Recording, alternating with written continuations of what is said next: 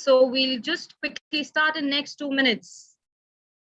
Hope you all staying safe, staying home, taking care of yourself. Hi, Arpita. Hi, Saurav. Hi, everybody. Let's quickly join in. Ask your friends, your colleagues who are waiting for the session. And we'll begin the session for you.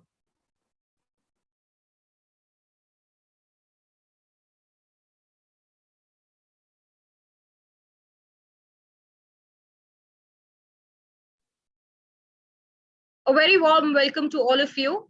We are beginning the session for today's evening. This session will basically cover the Canada prospects. Now we have two of the university representatives with us. We have Simon from University of Canada West, who would take us through the university requirements and the other details. And we will ask you questions from both the universities to understand his scenario, what's currently happening in Canada, and what are the study prospects in Canada. We have another representative, which is Bonushree. She is Marketing and Admissions Manager for South Asia for Trinity Western University. Welcome, both of you. A warm welcome. Perfect. Thank you, Bhumika, for the introduction, and I'm really looking forward for the session. Thanks for giving us the opportunity to be a member of this session, and I hope we'll get a good number of applications today, and we'll discuss few of the queries which the students are facing right now during the application process. Perfect. Thank you so much, Simon. Thank you so much, Rovika. Thanks to you, and wonderful. Thank you. I hope everyone is safe and keeping well as well. It's not a situation that all of us want to be in right now, but unfortunately, I think we just have to make it through on the other side. The good news is we'll be talking about all of the other advantages, of course, of studying in Canada. Yes. So let's focus on that for today. And I think, Great. So we will take this session forward.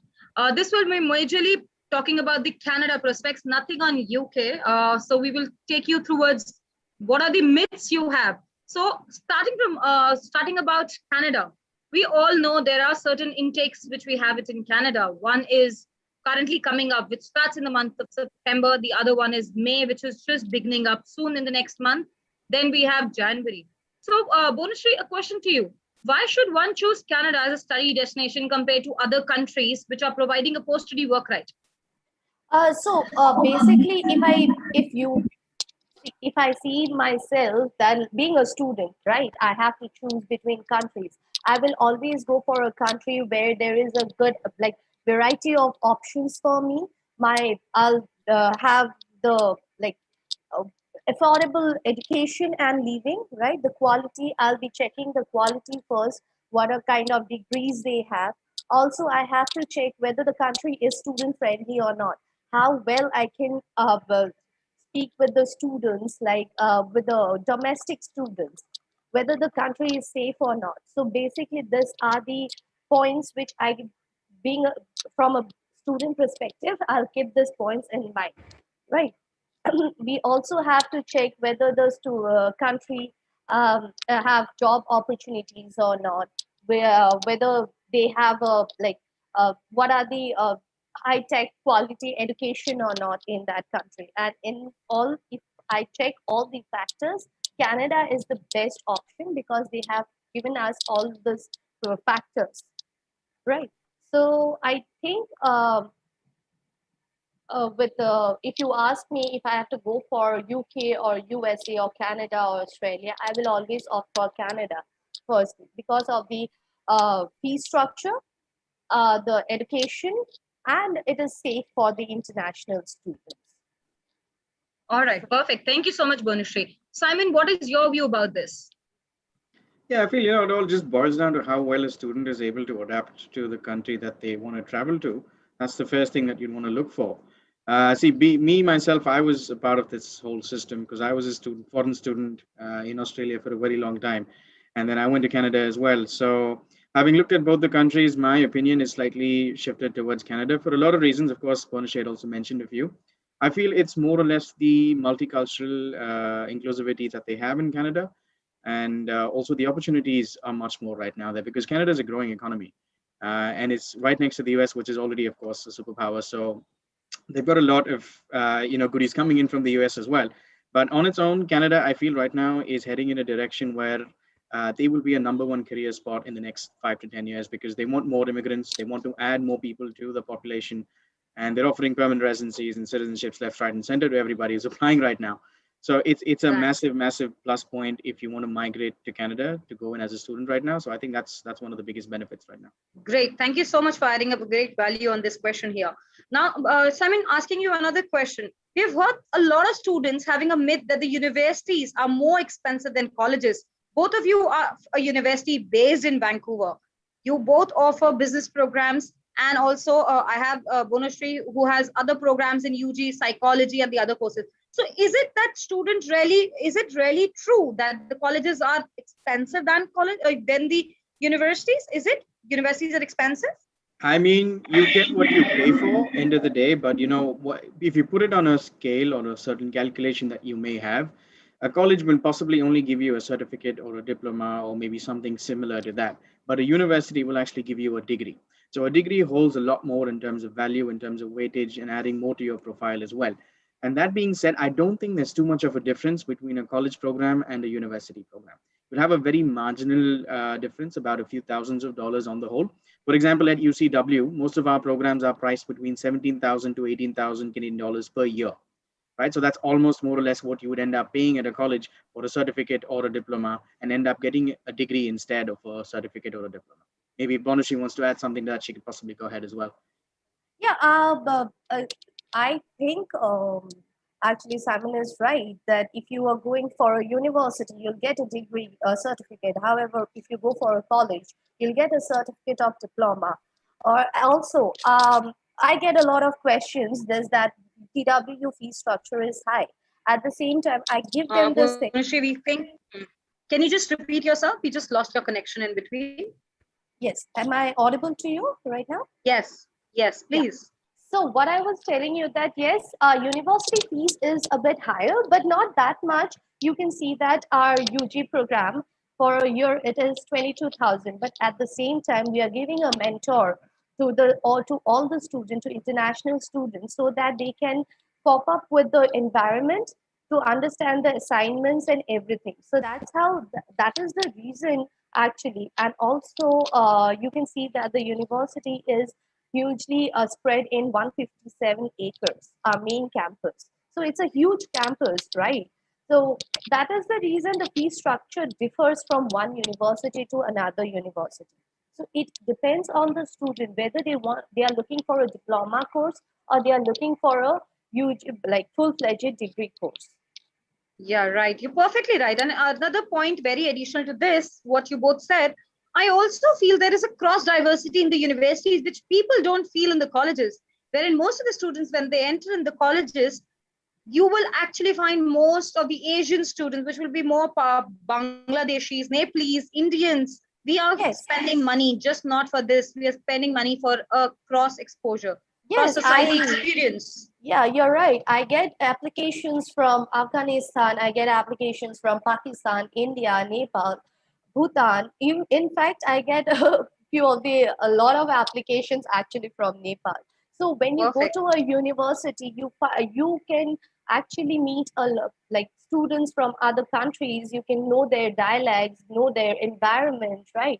It really opens up a lot of options for your path so that you can understand, right? So that is the reason I always, if someone asks me which one to choose, a college or university, I always refer them to go for a university.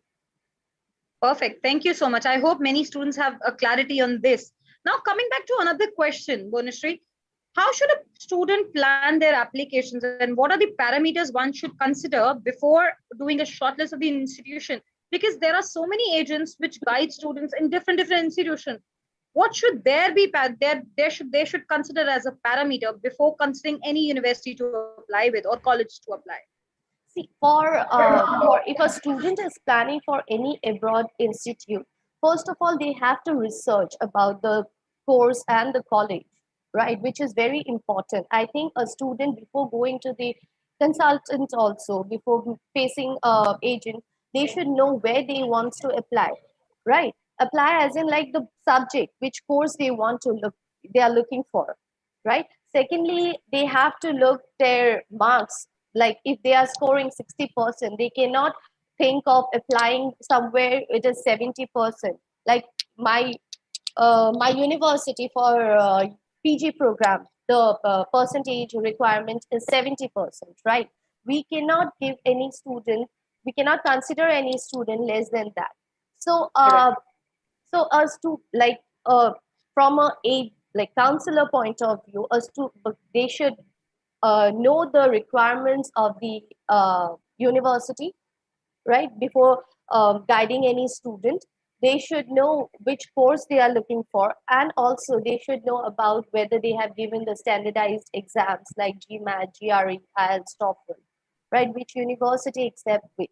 Also, there are a lot of university which does not um, do not accept a lot of boards, as you know, like Punjab board and Haryana board. There are different state boards where we do not consider those boards exams. So we only consider CBSE, ICSE, or like Delhi board. So that should agent should know that this if a student comes, they should know what to how to guide them. They should have the proper information. And being from a student's point also, they should have a research where to go, which place to go, what are the job opportunities they will be facing after completing the course. Right. Perfect. Thank you so much, Bonishri. This is really valuable. I'm sure many students understand now. So coming back to Simon, what do you feel an admission officer considers while looking at an application? Yeah, see, look, we get a lot of them, a lot of these questions. I think this is one of the most popular questions that we ever get. Is basically what should my profile look like? What should my resume look like? What do I need to put on there? So basically, they're looking for a profile that's very, very well constructed from the beginning. When I say beginning, they look at from where you've started in your school. What are the sort of activities you've done? Have you been involved in anything other than your studies and your academics? Have you done a little more outside of the box, right? Have you been involved in sports? Have you been involved in any other thing that could add credibility to your profile and could add, a certain extra bonus, I would say, right? So the profile that you're possibly looking at for an ideal, for example, I'll give you UCW's admission requirement. So what we're looking at is we want to be very open about our requirements. And the other thing is UCW stands on a value system of accessibility. So if you look at it from a pyramid scheme or a pyramid, I wouldn't call it a scheme, I'm sorry. If you look at it from a pyramid structure, we want to ensure we reach students right from the top to the bottom, because we believe that, diversity is end of the day what is required for the students' outlook as well. So we have about 60% requirement for admission processes for most of our programs. So in your previous program, you should have about 60%, which is not too high because like I mentioned, we want to have accessibility there as well. And then of course, a good IELTS score should be anywhere around 6.5 overall and 6 in writing. But if you do achieve 7, then we've got a couple of scholarships, which I'll talk to you guys about later as well.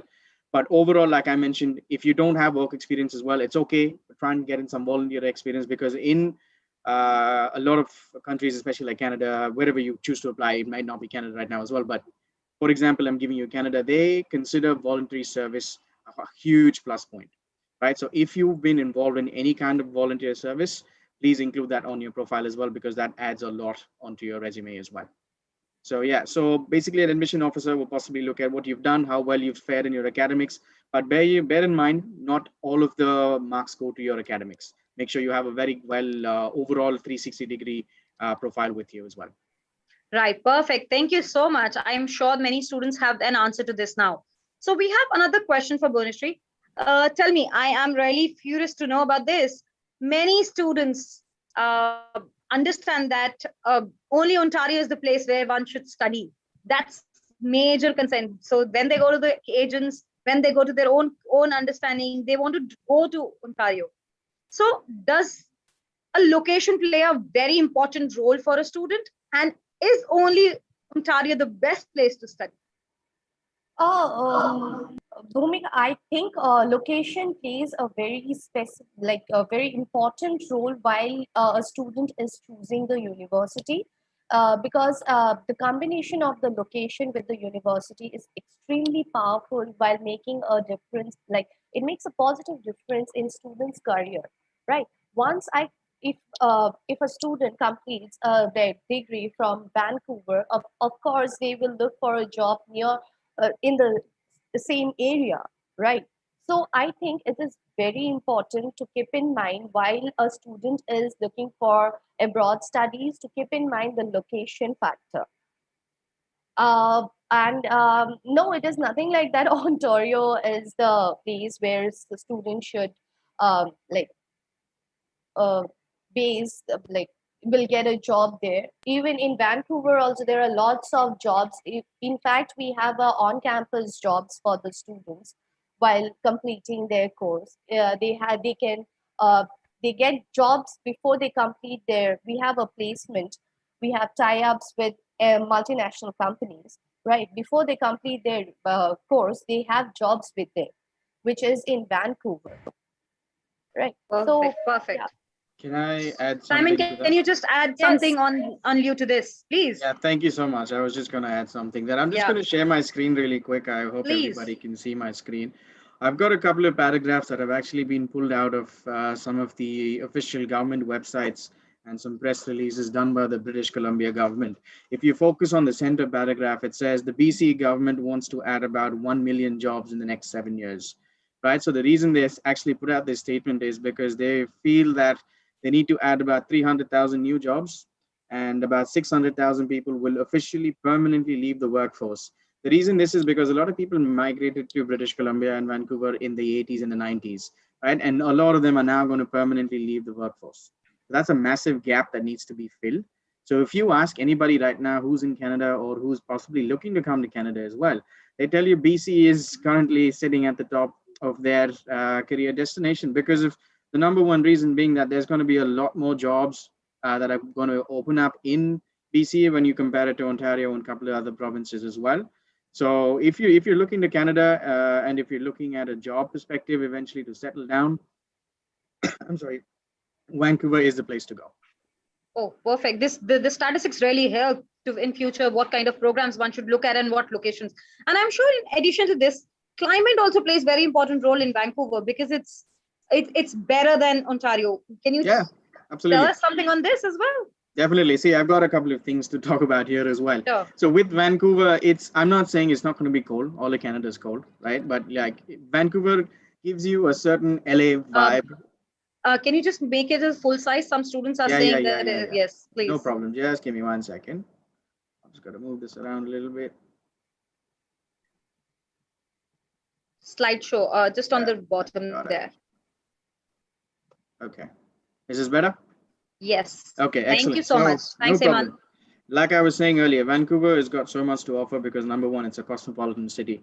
Number two, in terms of weather, it's slightly warmer throughout the year. Summers are definitely warmer. In fact, a lot of people refer to Vancouver as the LA of Canada. So it gives you that proper it has the hustle and bustle, but it's also a very liberal city and a very liberal province as well.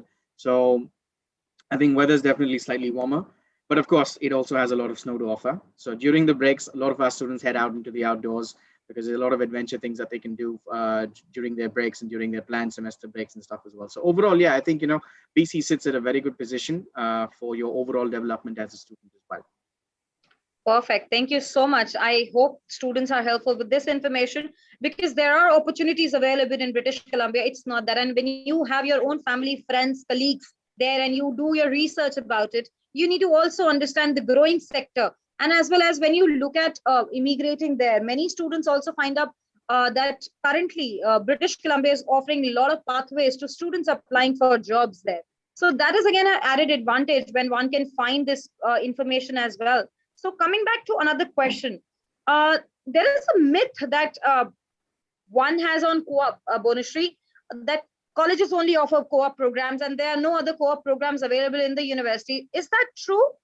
No, Bhumika, this is the first time I'm hearing this actually, because I think you are aware that our MBA program is a co-op program, right?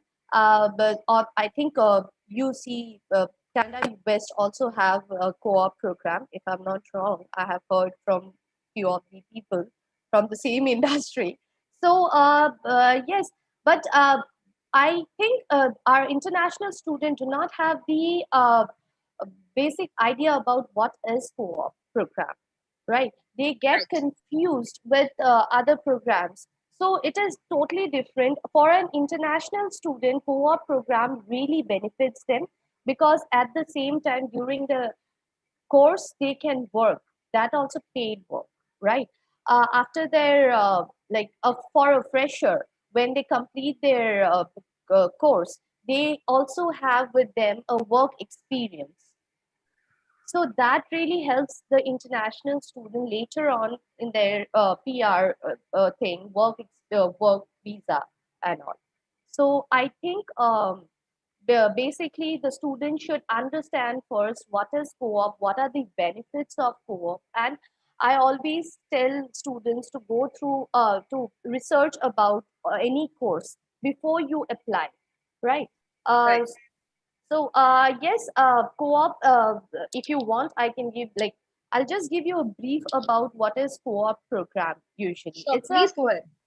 it's a program where you can work in the same industry of your field, right? If a student is going for a management like MBA course in our, so they can apply in any of the management jobs, right? And at the same time it is a full-time employment, like 4 months they will be doing the classes and 4 months they will be employed, they will be working. And this shows their credibility of working. How can they so yeah, there are lots of factors if you say, if you ask me, and from to join any co-op program.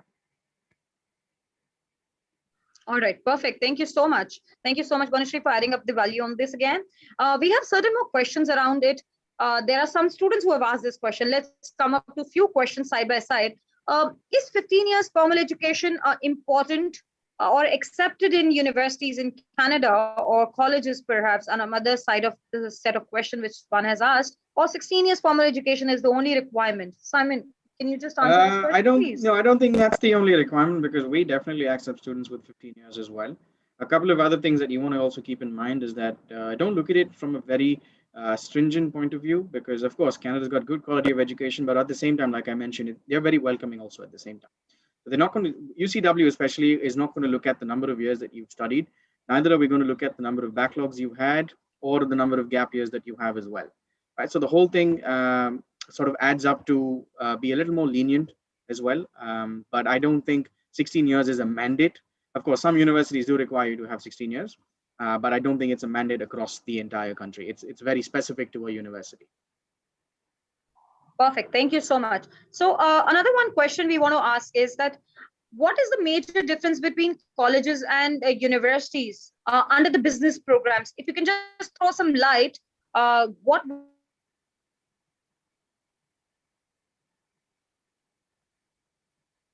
which has of this session. So Yeah, what would be the major difference? definitely. So basically, I'll run into a couple of most things that get spoken about here as well. Is basically some of the benefits that I'm actually putting on your screen right now will be related to what a university is able to offer. So the first thing is, of course, this thing that you see on the top right screen is called the ACB-SBA accreditation. So not a lot of colleges have that accreditation. That's basically a business studies program accreditation given to only universities in most cases. So having that accreditation onto your degree adds more value to it, of course, and employers recognize the ACBA SBA accreditation as well. So apart from that, it's also how the course is structured, how the program is structured, how the course is delivered, because it is a very blended program as well. For example, our MBA program is very blended. It not only gives you theoretical knowledge, but you also actually have to put in a lot of work practically as well. Because what we offer is, like I mentioned earlier, we also give students opportunities where they can network and interact with real organizations and executive officers from different companies from across North America, right? So they'll have this opportunity, which I don't think a lot of colleges are able to offer that to you. And lastly, of course, even with our business programs, we've incorporated a lot of tech stuff as well. We know that in the next 10 years, if you're not tech savvy, you're just not going to make it anywhere, right? So in order for you to establish that platform as well, we've included some really good softwares that are going to take over the market soon, which are Tableau, Salesforce, and some of the IBM softwares as well. So that way, I feel a university has a lot more to offer and give you an overall development when you graduate also. Perfect. That's good. Another one question which one of the students has just recently asked, how many backlogs does UCW accept? Yeah, we're very easy, like I mentioned it earlier. We don't, as long as you can put in the effort, as long as you've completed your program, we don't have a limit on the number of backlogs. I have personally recruited students with 17, 18, 19 backlogs as well, and who've just completed their master's in business administration or another program in the bachelor's as well. So we don't have a cap on the number of backlogs. With the only requirement we have is you have about 60% in your previous qualification. You've completed all of your backlogs. You've you've finished the actual program that you were supposed to do. You have an IELTS score of 6.5 overall with 6 in writing, and you're good. Perfect. Another one question: is it important to go for industrial experience before applying for masters, be it supply chain or any other specializations? I would add on. Maybe not. It kind of depends on the industry and what you're trying to look out for as well. Then again, not a lot of programs do require you to have work experience. It all boils down to you. In India, a lot of students do have this habit of trying to finish up everything and then trying to get a job. But I think it just boils down to how you want to look at it. Maybe you want to first work and then go and do your master's so that you understand what you're good at and what you're not good at. Maybe that could be one of the reasons why you might want to first work and then go into an MBA. But there's no harm if you directly go into your MBA after you finish your bachelor's as well. So either, whatever works for the student. I think you're on mute, Vyomika. That's great. Perfect. Thank you so much. We will ask few more questions. All of you, please ask your questions in the chat box. We will keep on answering while we are having another set of questions which are coming across. So another one question I want to ask Bonushree, what is the eligibility requirement for UG students going in your university primarily? Okay, so our requirement is same as University of Canada West. We need 60% during their 12th, and if a student has 10 plus 3 years of diploma, we need their FCSA. Again, the requirement is 60%, but we need the credential evaluation report for the same, right? For direct entry, we need the student should have IELTS 6 overall across all the bands. With less than that, the students will go with the English Pathway program.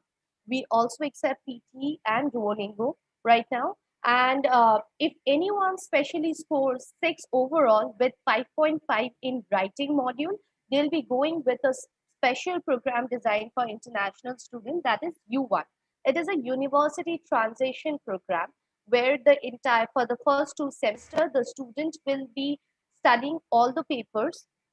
Like it's kind of a BA program, but in the 3rd year, they can choose their major course, the major subjects. Also, we are going to launch a new program that is Global Express Pathway Program. In this program, it is a 4 years program. Again, 2 years, the student will be studying online, and then the rest 2 years, they can go to the university and have a face-to-face classes. This will not affect the post-work permit.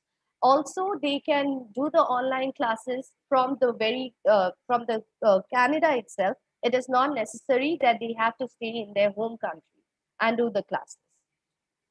All right, so, perfect. Thank you so much. I'm sure this is helpful to this undergrad students coming up with this opportunity in your university. Coming back to you, Simon, I wanted to even ask, there are a few questions which are coming. What is the cutoff of UCW? Is it 50? That's a kind of a question one has asked just recently. See, we usually recommend, we usually recommend 60%. But if you have about 55 and above, I would definitely encourage you to apply because like I mentioned, admissions officers don't just look at your scores. If there's something else that you could add and you have about 55%, but the minimum cutoff is 55%. Anything less than that, I don't think will be considered, unfortunately. But if you have 55%, it will definitely be considered if you have something else to showcase. If you've done some voluntary service, like if you've done some extracurricular activities, that will definitely be looked into as well. One of the questions come up, 55%, will you consider as an application one should apply? Yes, 100%, I would. Especially if you're doing it through Manya, if you're doing it through you, because we're running the application fee waiver for you guys, right? So if you're doing it through Manya, I think you have nothing to lose because there's no application fee, right? So give it your shot. If it works out, well and good. That's for sure a good opportunity, I'm sure. And they're asking, is it 15 years formal education accepted from a psychology program to any other programs, like business programs or anything? Will that be fine? Yeah, we don't have a requirement on the background that you have. It's just that you might not be able to do the MBA program directly. We have something called the MBA Foundation program in play, which will be an additional 3 months. It's just so that students can get a little more accustomed to how an MBA program would be structured because they come from a non-business background. If they want to evade the foundation program, which I don't think is ideal, but even if they want to do that, they can either go do a GMAT and get a score of 500. Mind you, but the GMAT is not compulsory. It's only if they want to get rid of the foundation program. So UCW has no requirement on GMAT, no requirement on work experience, and you can come from any background. All right. So there's another one question which has come up. What I'm not sure is what exactly the tuition fees of the program you're talking about, which means an MBA program. Yeah. So the MBA program, yeah, on a whole, the MBA program is 35,100 Canadian dollars for 2 years. So on an average, that's about 17,500 per year. Which is equivalent to any college which you would prefer to. If you're going to Seneca, Humber, George Brown, I think it is more compatible to having a degree in hand rather having a postgraduate diploma. 100%. I know a lot of people who've studied at George Brown, including myself, and I've spent the same amount. Okay, I've spent about $16,000. College. I would really like to know about this. Yeah. It was good, but I wish I went to a university. But that being said, George Brown again is a wonderful college. I owe a lot to that place as well. But I definitely wish I went to a university and did a master's program and not a certificate, because that way I would have been possibly 3 steps ahead of the crowd. Oh, that's good. That's good. I'm sure that now students understand why one recommend you to go to a university, not going to a college primarily. Bhuvneshri, wanted to ask you one question. Are there any scholarship opportunities at the undergrad or postgrad program offered by your university? Many students have asked. Yes, we have a scholarship for UG program. It starts from $2,000 to $6,000. So every year for the 3 years, they'll be getting 2,000. So 6,000 will be divided into $2,000 they can use per year for their scholarship. Also, if they are academically very good, we have a special scholarship for UG student, that is Vice Provost Scholarship, right? And that goes up to $12,000.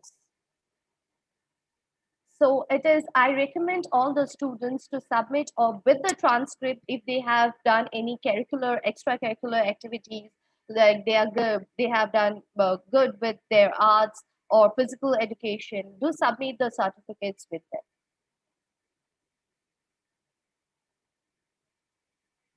Bhumika, you're on mute.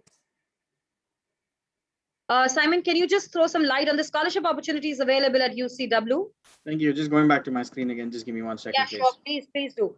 Students, please keep on sharing your questions. I'll also let you know some programs. Many students have been asking about the agriculture courses. There are no agriculture courses offered by any of these universities, especially at the master's level.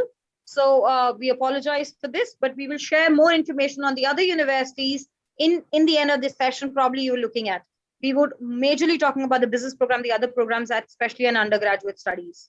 Yes, please, Simon. Please go ahead. Thank you. Right. So the first thing we have is called the Scholarship for Academic Excellence. Now, this is given to all students for all intakes. And mind you, we have 4 programs. We've got the MBA for our masters, and then we've got BCom, BA for our bachelors, and we've got the Associate of Arts for our undergraduate program, which is not a bachelor's, but a slightly shorter program there. Right. So depending on how well you fared in your previous program, for example, if you're coming in for the MBA program and you come from a BTech or a BBA or a BCom background or whatever it is you've done in your bachelor's, if you've got a CGPA of 3.6 and above out of 4.3, according to my calculation, that's about 75%. If you have 75% and above in your bachelor's program, you can get a scholarship of anywhere between $3,000 to $10,000 for the MBA and anywhere between $3,000 to $20,000 for the bachelor's program. And the Associate of Arts as well is anywhere between 1,000 to 10,000. Right, so that's basically the first scholarship. Second scholarship is if you don't do well there, we give you another opportunity to do well on the IELTS or the PT or whichever English test you do take up. If you get a 7 overall and no less than 6.5 in all bands, you can get a scholarship of up to $8,000 here. And the last one that I really want to talk about is the one that we have exclusively only for the year 2021. So any student coming in this year, for either of the BCom or the BA program, any of the bachelor programs will automatically be awarded a bursary of 17,400 Canadian dollars.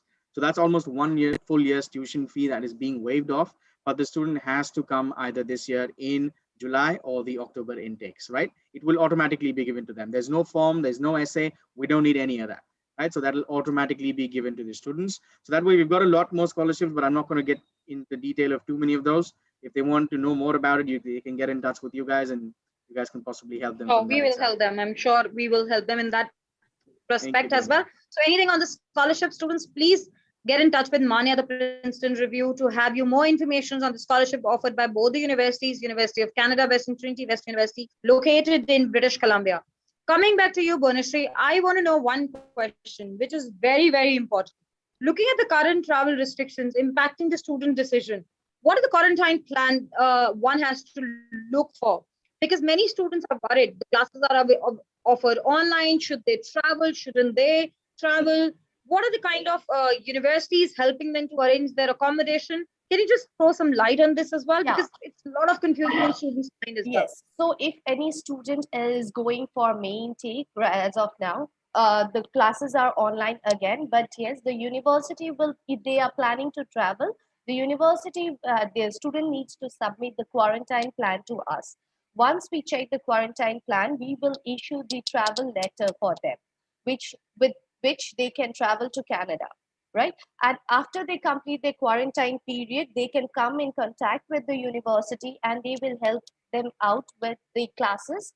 Our classes, if they, like, the university will ask them few questions, whether they are comfortable with online classes or whether they are comfortable with offline classes. So based on that, we actually guide the student right now. So it is very important for the student to get in touch with the university representative after getting the visa.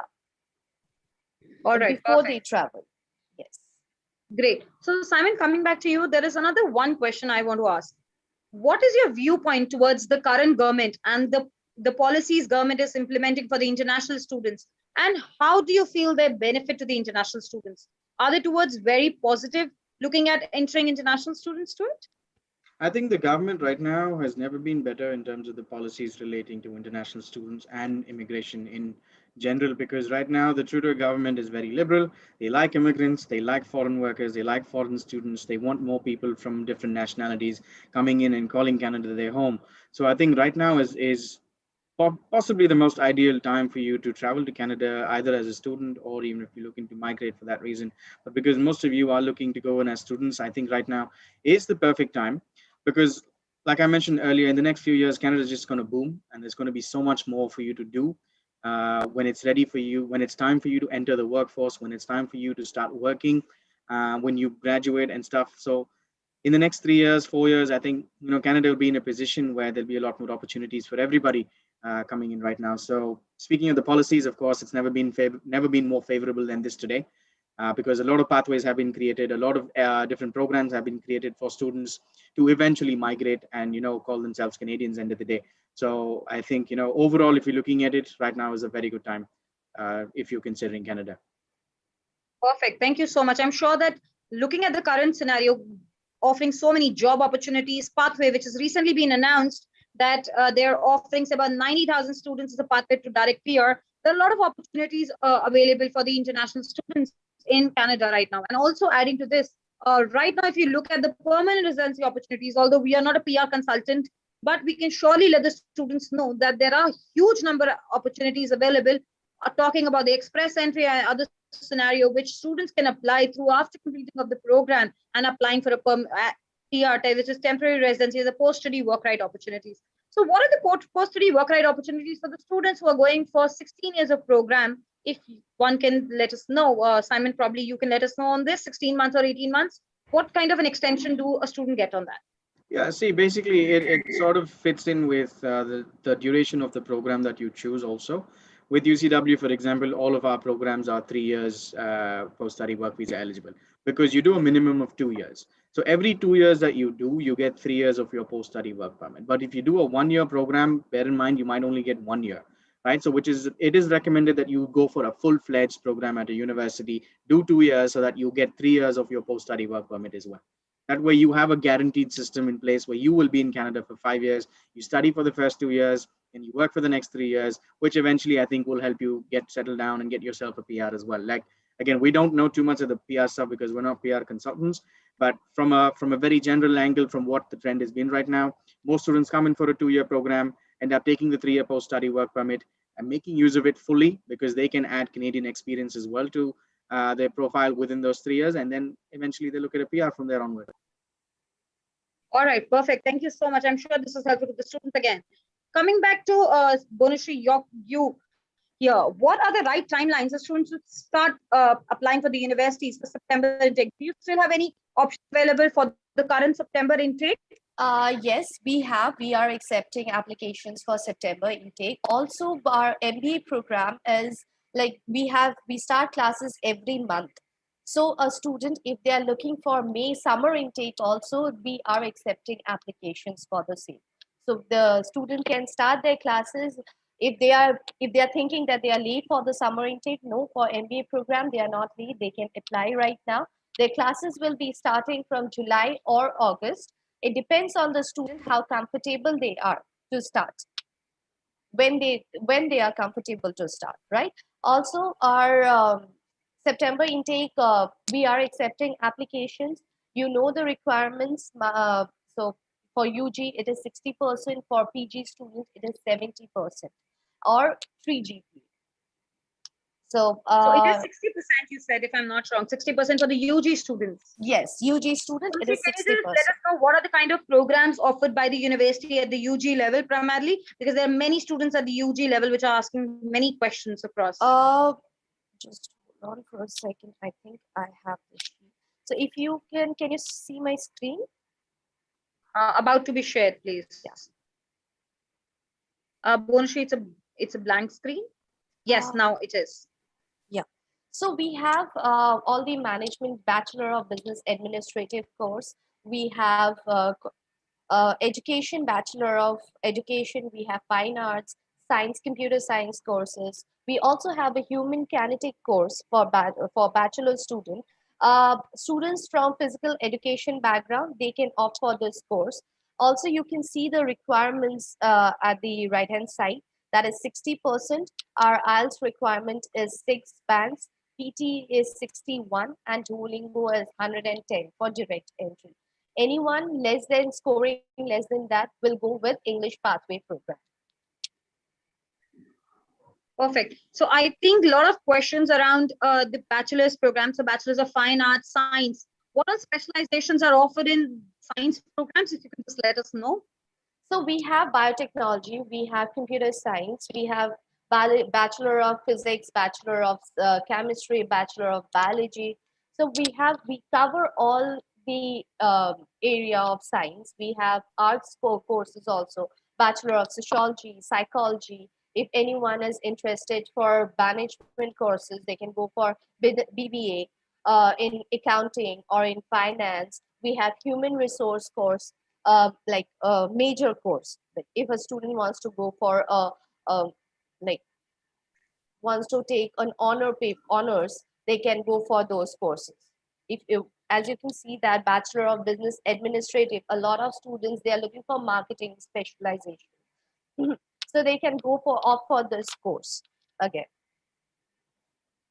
Perfect, Dan. Thank you so much. Can you also put some light across the PG courses at your university? Yes, we have. We have a Master of Arts under business. We have leadership course with 3 streams, that is business, education, and healthcare. So if anyone has a background of nursing or Ayurvedic or MBBS, if anyone is from medical line, they can opt for this course, Master of Leadership, under healthcare stream. Also, we have computer science, again, Masters in Computer Science. We have MBA with International Business. Yes, that's it. We have psychology, but we do not accept applications from India directly. So if anyone is looking for counseling psychology or criminal psychology courses, we recommend them to go through healthcare program. So first year, they will be studying about healthcare, and from the second year they can shift to counseling psychology, or they can shift to criminal psychology, depending on the Even papers they which will a do. student can go for the social work Yes, relevant to yes, any of these courses. Can you just throw some light? yes, we have masters in sociology, we have masters in psychology again, social work. Uh, they have it's also again for 2 years, full-fledged 2 years course. The fees is around $28,000 for the entire course, for 2 years course.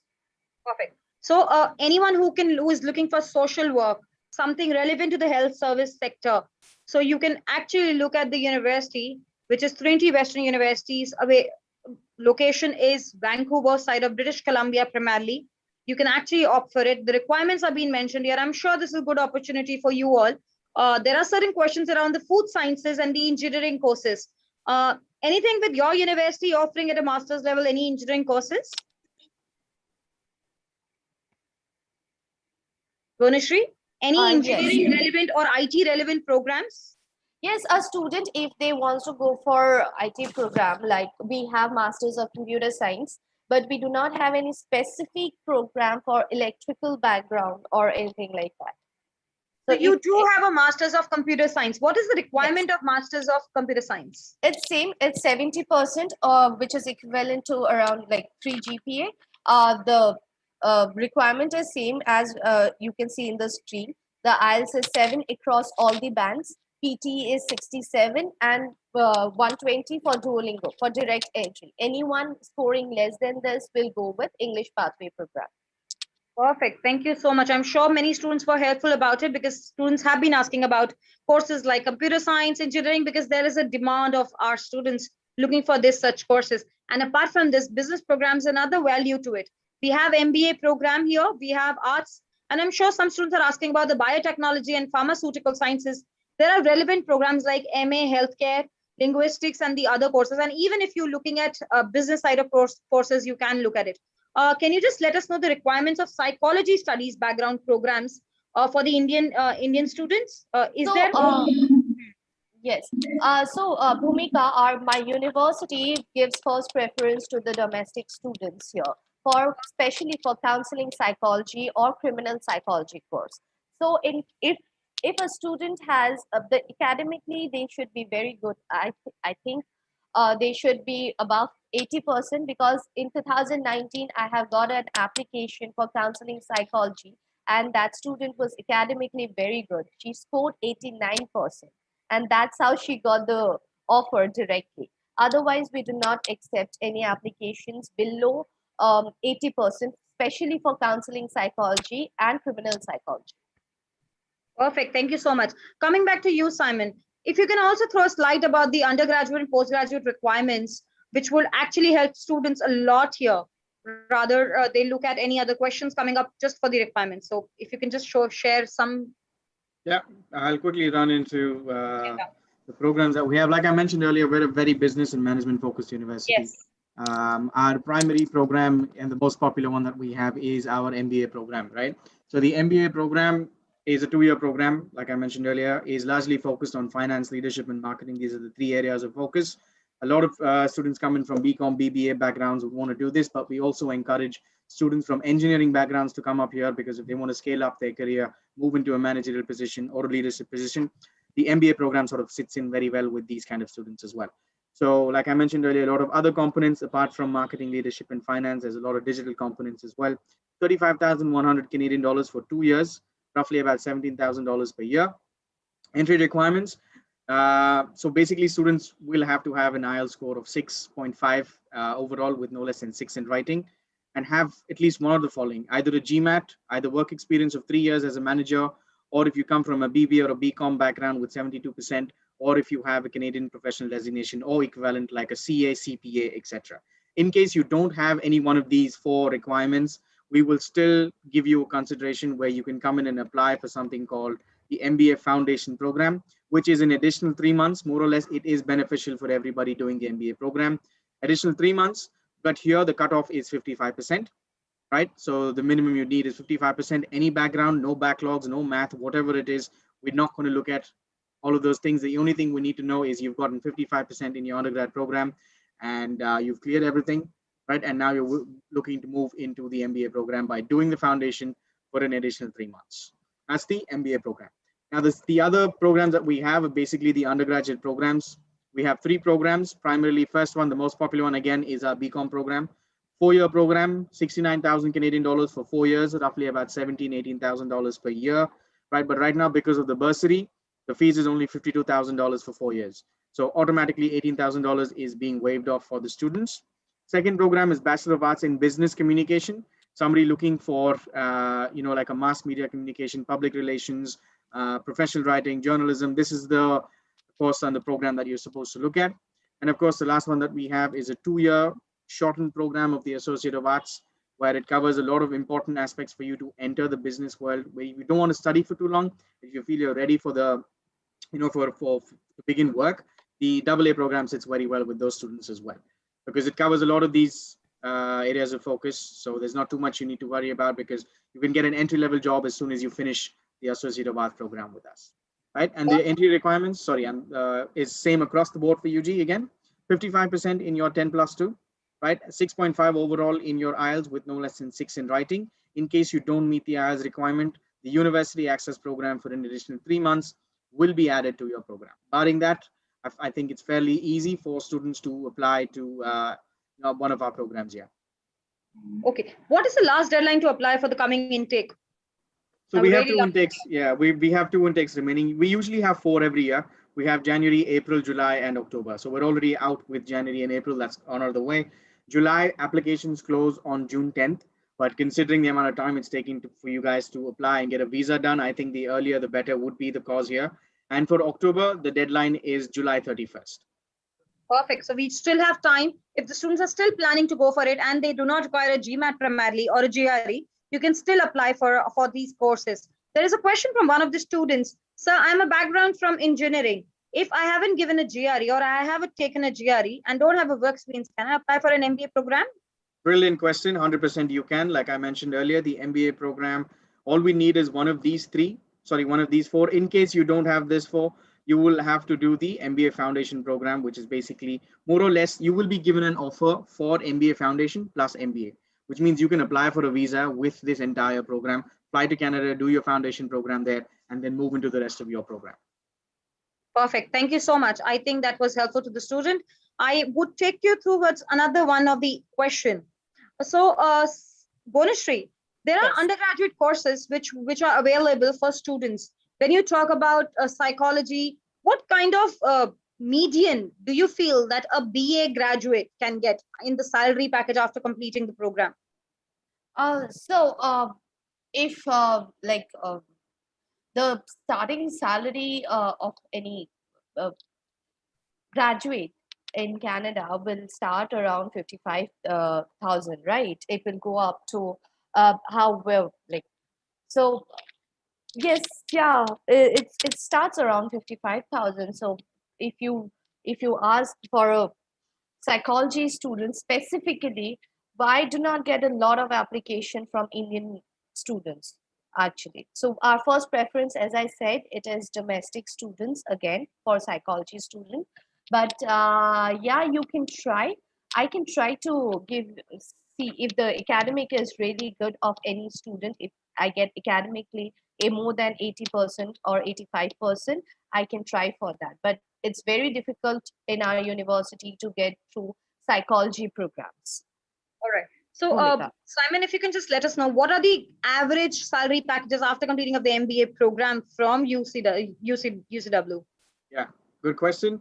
So the average salary packages you can definitely look at are between 50 to 70,000 per annum Canadian dollars. But that being said, we also have some of our students who ended up landing jobs at some of the biggest multinational companies in the world as well, right? So for example, we've got students who landed jobs at Apple for 120K a year as well. So the scale is pretty wide, but I'd say the average sits in between 50 to 70,000 Canadian dollars per year. And UCW is one of the only universities in Canada that is very proud to say that we have 100% employability rate within a maximum of 6 months. So every MBA graduate who finishes the MBA program at UCW is able to land themselves a job within a maximum of 6 months. And some of the companies, I'm just going to pop a few more on your screen so you can see that again. We've got our alumni working across the board. So it's very diversified. It doesn't specifically mean that only because they're management, they're going to try and work in one specific industry. We've got students working across the board in various different industries and sectors as well. Perfect. What are the kind of, there is one question, what are the kind of specialization offered in MBA level with the university, or is it a general MBA? So we offer a general MBA, but it has a very large focus on finance, leadership, and marketing. These are the 3 areas of focus, like I mentioned, but we also add a lot of digital components and digital marketing into the program as well. So it's a blend of 5 different pillars if you actually look at it, with a very large focus on finance, leadership, marketing. But students will get a lot of knowledge, practical knowledge on some digital components like Tableau, Salesforce, IBM, and a few other technical components as well. Perfect. That sounds cool. And also, if you could just let us know about the bachelor's program, what all other courses do we offer at the bachelor's level, especially for a commerce student? There have been students asking that, can I take any program just after my 12th standard? Yes, dear, you all can take just after your 12th standard. You have a lot of options. Bonushree has already spoken about a lot of courses, what they offer. And there are another courses, what UCW offer, which is Bachelor's of Commerce, Bachelor's of Arts. So we'll take you through with that as well.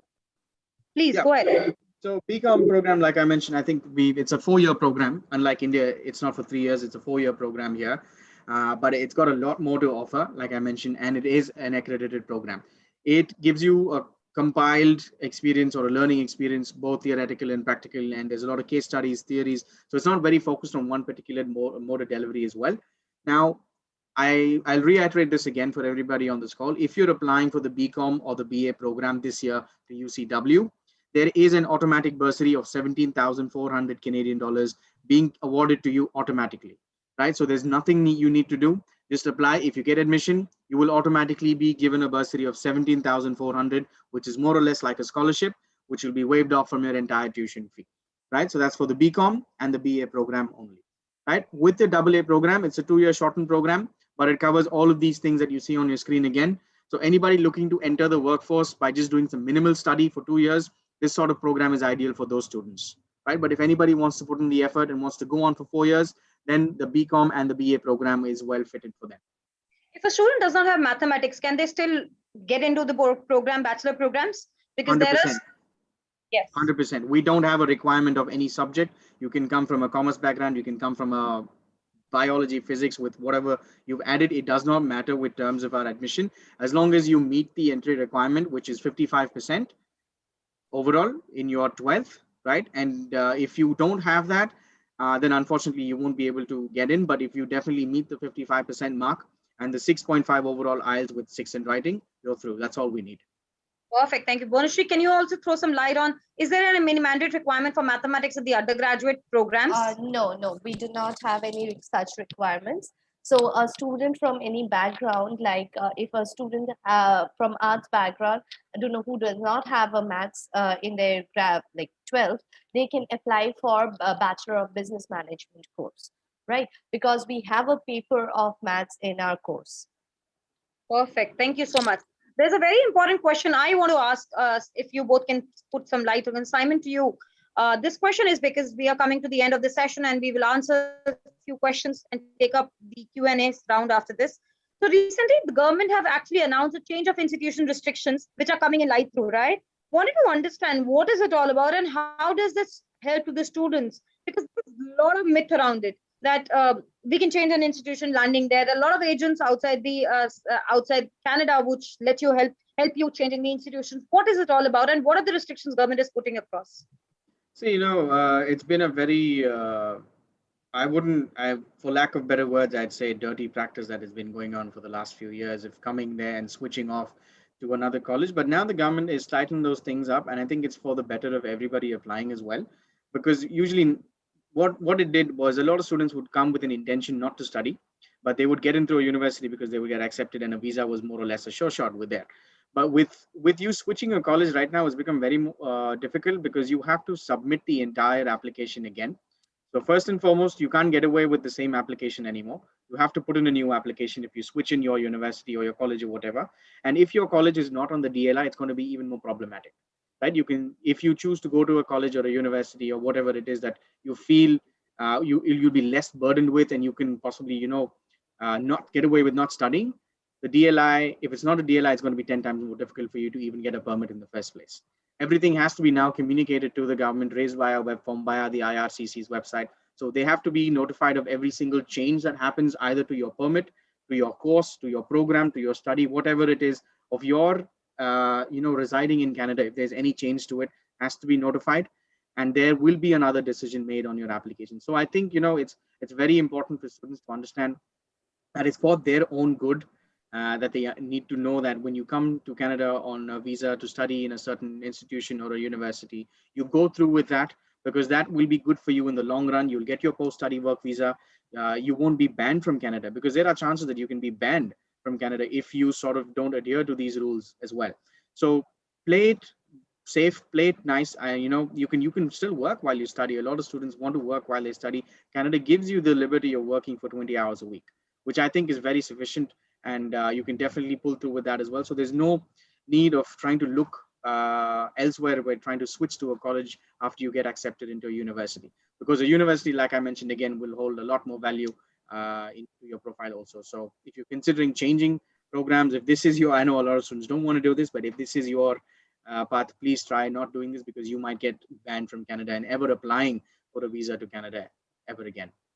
Perfect. Thank you so much. Thank you so much, Bonushree and Simon, for adding up such a value to this session. I'm sure many students have really learned it about many other factors which are important to enter in Canada. What are the important factors, just to conclude, why one should consider Canada as a study destination? What are the requirements for UG and PG courses? So coming back to certain questions which will be relevant to both the universities, let us start answering few questions which were scheduled to be at the end. Masters in, okay, I have not scored higher in 10th and 12th standard, but my master's grade is 65 and above. Will it impact my visa application or the chances of getting into the university? Simon, if you can just answer this question. Yeah, sorry. So he's already done a master's and wants to apply for a master's again? He's already done his bachelor's, which is okay, 70% and 65, 70% and above. Yeah, that's good enough. See, as long as you're able to, show for that you're a credible student, or you're a bona fide student, that's all that matters to the visa officer assessing it as well. And then when it comes to admissions, I already gave you the admission requirements. We're not going, if you're coming for a master's program, we're not going to look at your school program as a primary, set of grades. We're going to look at your bachelor's. Same thing applies for the undergraduate program. We're going to look at your school. We're not going to look at how well you've done in your 5th grade, right? We want to know how well you've done in the final of your 12th and your 10th. More or less same with the master's as well. Your most recent qualification is what highlights your application. Perfect. What are the job opportunities available? Which all industries are available in British Columbia, if any? Simon, you can answer this question as well. Yeah, I'll shoot across. BC right now is referred to as the corporate hub of Canada. A lot of people have this assumption that it's actually Toronto, but in all honesty, Vancouver is the corporate hub of Canada, because a lot of tech giants, a lot of software companies, finance, of course, I'll give it to Toronto. Toronto's got a lot of finance companies there. So Toronto is the financial hub. But if you look at tech, if you look at real estate, if you look at hotel management, if you look at a couple of other industries, they're all now being headquartered in Vancouver. Right? So Vancouver is the corporate hub of Canada. Perfect. Bonushree, you want to add something on this as well? Yeah, no, I perfectly go with Simon, what he have said.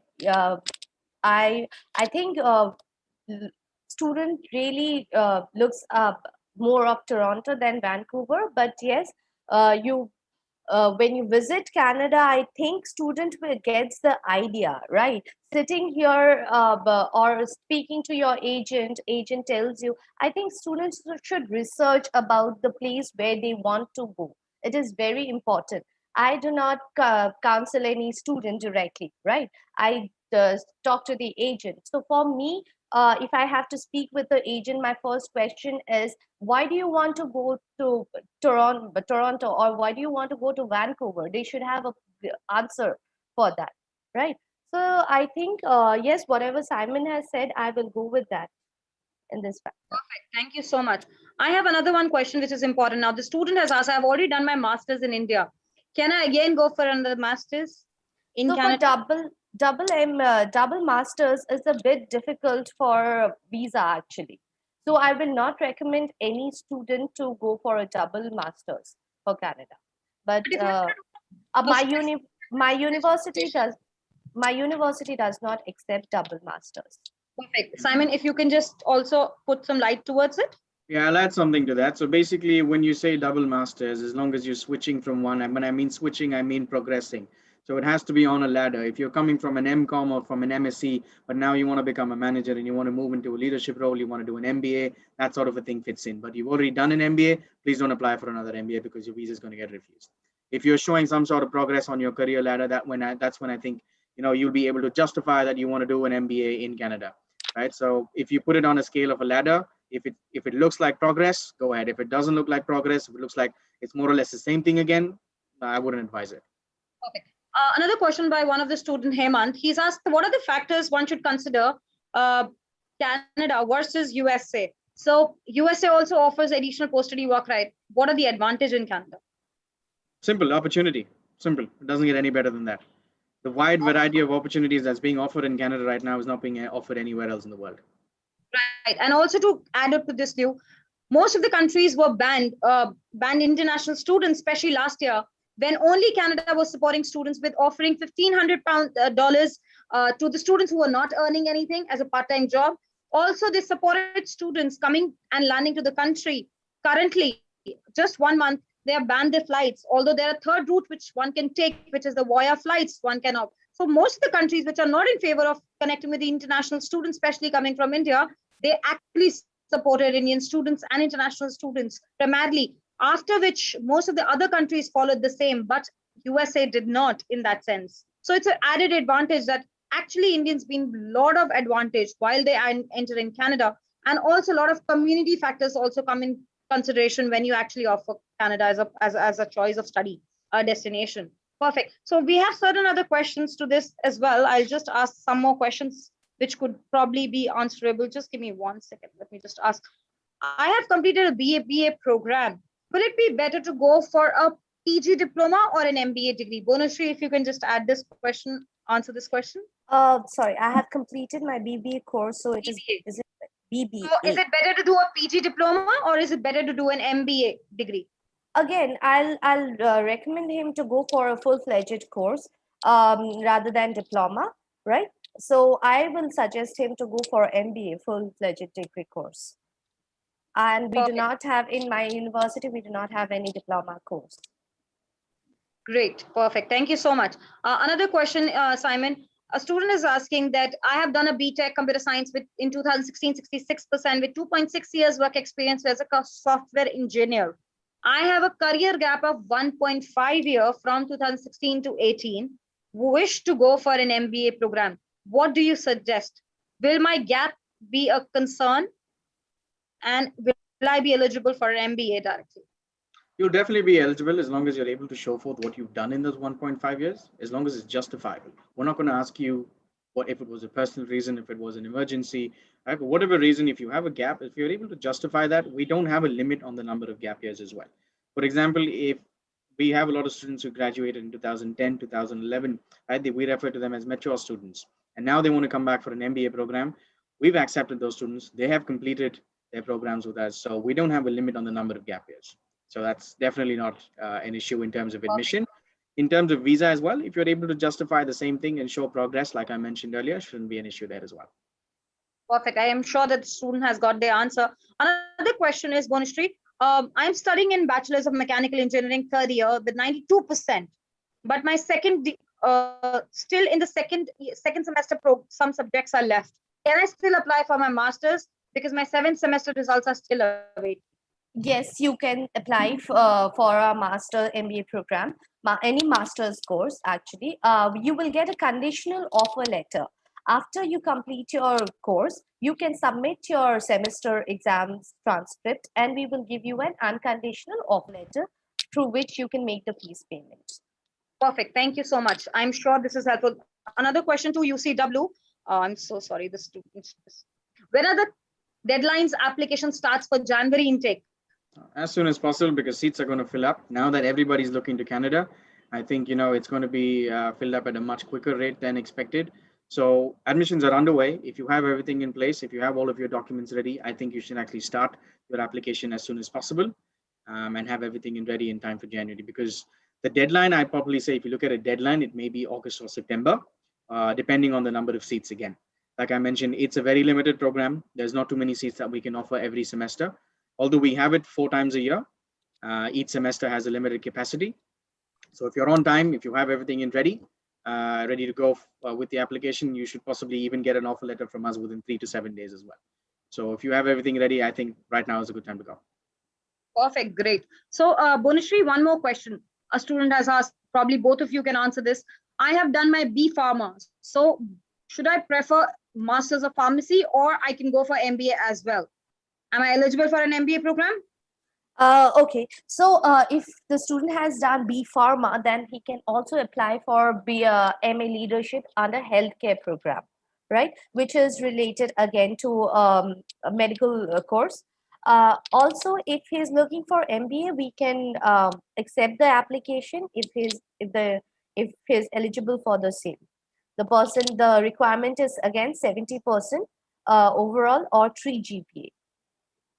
Perfect. There is very important question which I could see one coming up. This student has asked that semester-wise mark sheets are not available, although consolidated mark sheets are. Do you recommend a student getting a VEST report done instead of scripts required for any of the courses at master's level? Sorry, I didn't get you, Bhumika. Which is the question? Can I? Okay, semester mark sheet are not available, but have consolidated mark sheet and VEST report instead of transcript. No, you have to submit all the transcript with the VEST report. So if any student is not able to get the VEST report also, we have an in-house evaluation done right now. It has started from last year during the lockdown period. So if any student, if any student is not able to get the VEST report, they can also go for in-house evaluation, but they need to submit all the transcripts. Transcripts are very important so that we can look at the individual marks also. Okay, thank you so much for adding up a great value to this question. Only one question I would want to really know about this. There is one of the students who asked, do you both help in students have a handicap? Yeah, we've got a certain accommodation for accessibility, like I mentioned earlier, which was available on our website. So you can just browse through all of the information that's there, and if there's something that you're not looking for, you can get in touch with an admissions officer or a student affairs representative as well. Perfect. Thank you so much. It was a pleasure talking to all of you, and especially to both the universities who have taken time and cleared a lot of doubts of students.